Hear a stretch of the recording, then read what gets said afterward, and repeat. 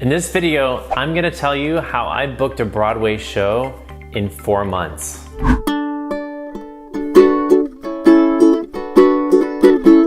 Hey, what's up? I'm Bret Shuford, Broadway actor and the Broadway life coach.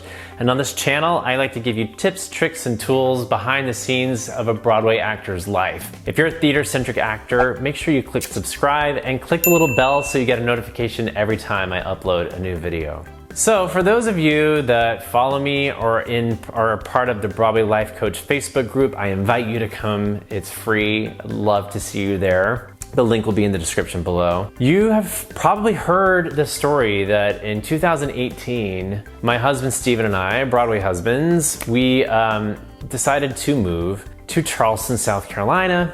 And we thought it would be a fun adventure to try something new and maybe potentially start a family. Well, we came back last summer, kind of licking our wounds, not really sure what was going to happen next. And we knew that at that point, I'd been in 6 Broadway shows, that perhaps maybe I could get another Broadway show. We weren't sure what that would be or how it would happen, but we were determined.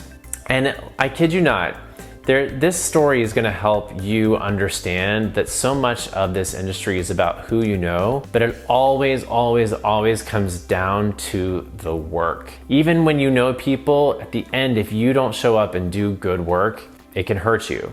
So for me, what happened was I came back and had met a voice teacher while living in Charleston who actually taught voice for Metropolitan Opera singers in New York City. And I had started working with him on my voice, wanting to really get my upper register stronger, and had no intention of really needing to sing anything other than baritone parts. And while I was there, I started connecting with my friend Sophie.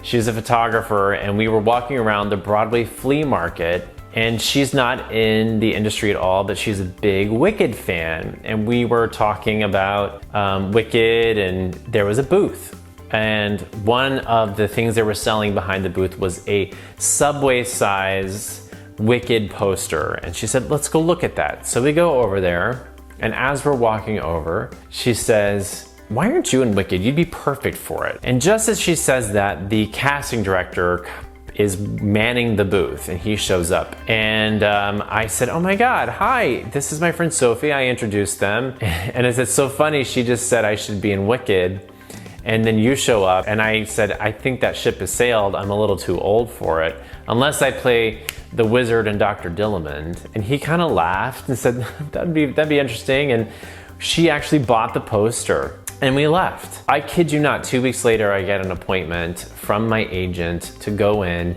and audition for the Wizard and Dr. Dillamond understudy. Part of the requirement of that audition is that you have to full voice a high B. I have never been able to full voice a high B until I started working with that new voice teacher. So I started working with him.